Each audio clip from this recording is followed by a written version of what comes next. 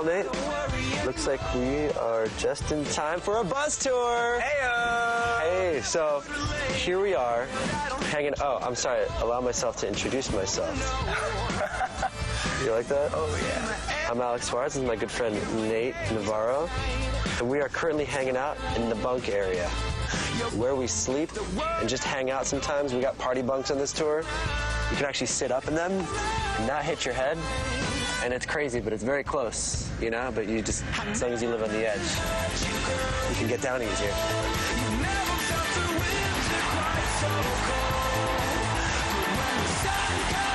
Let us take you to the back lounge, where, as they say, this is where all the magic happens.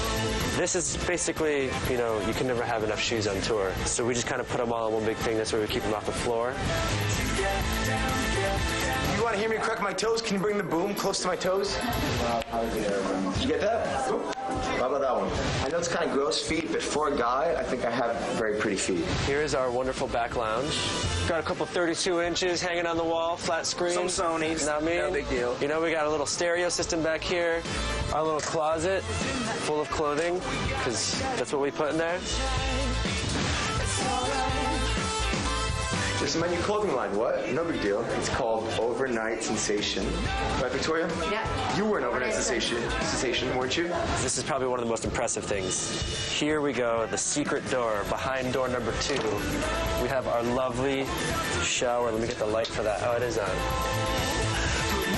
Victoria definitely has the least in all the shower stuff. Not because she's dirty or anything, she's very clean, but we like to really take good care of ourselves. We got our after shower lotion. I said you're clean. Why don't you relax over there? Whatever. I'm just saying, we have more bathroom products than you do.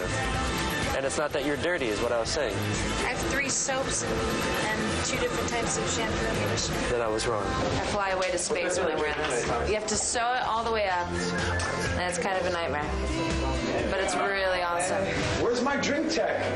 Jeez, I gotta make my own drink. All right, all right, all right. We gotta see what's in the fridge. Everybody always wants to know what's in the fridge. We got some interesting things today. Bag of pasta, which is cool. We got a bag of chicken breasts. A little awkward, I suppose. And you know, we got some OJ, Purple Stuff, Sunny D, Vita Coco right here. I think this is champion. Hey, Matt, are we gonna do our pre-show push-ups? I'll do them. I think he's down. Let's go. Push-ups. Pre-show push-ups. Ready? Let's try. You ready? Get down. I never meant to hurt you.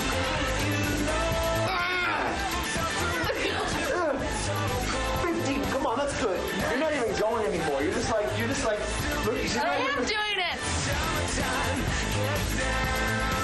Prized possession here. We got this yesterday. This girl's dad drew this for us, which we were really impressed by. It kind of looks like the intro to Growing Pains. I think it was Growing Pains, or was it Family Ties? Family Ties at the end, they're all like hanging out, shows them in the intro, and then just shows the drawing of them.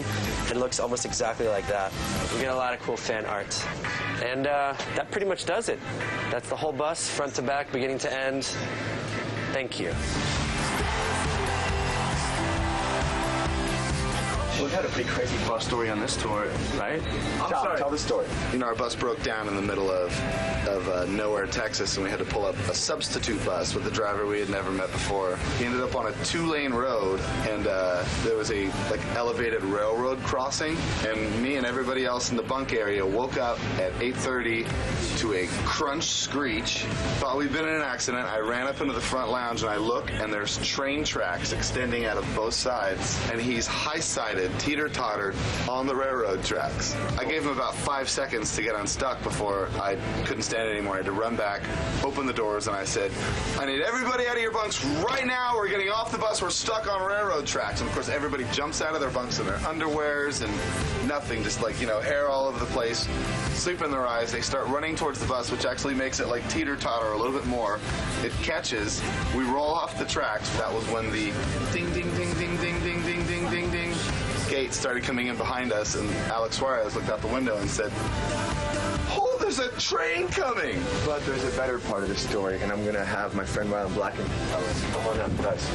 What was the best part of the train track story? The best part? Yeah, that's Scooby-Doo. Scooby-Doo? Yeah. Oh, one, Victoria? Yeah. Victoria ran in place, like full on, like 6 full cartoon, like, and then fell. I only heard she ate it bad.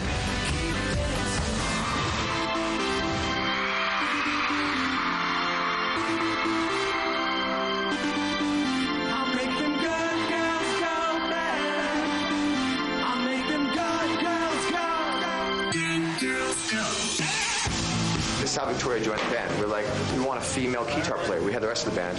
We're like, we want a female guitar player. How are we going to find that?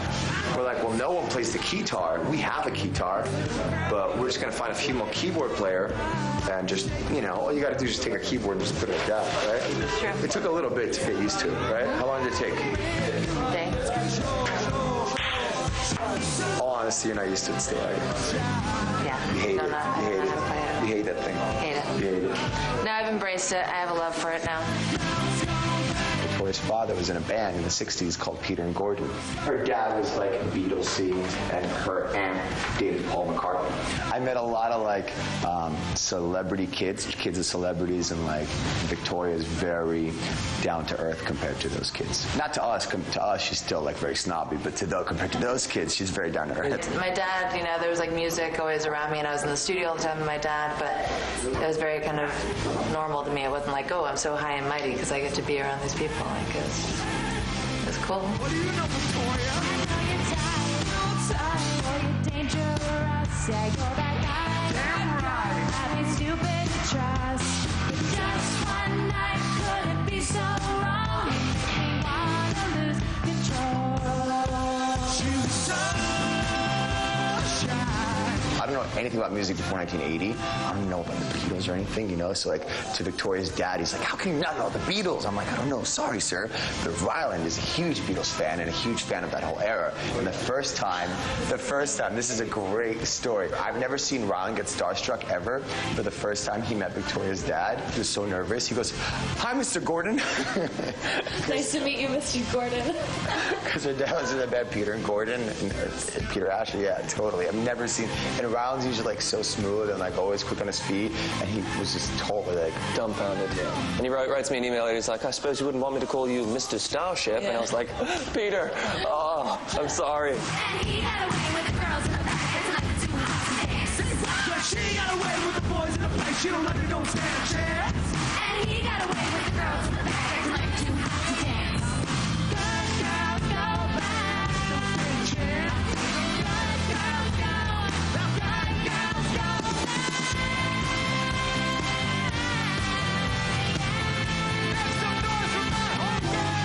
I was hanging in the corner with my five best friends. I heard that you were in trouble, but I couldn't resist. Good girls go back.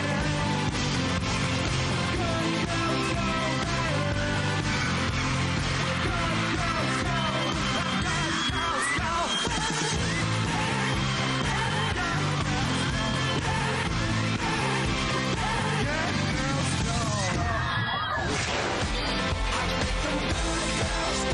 I'm annoying everybody right now. On a scale of 1 to 7, how annoying are you? 12. Yeah. Yo, Boombox All Access will be right back. Only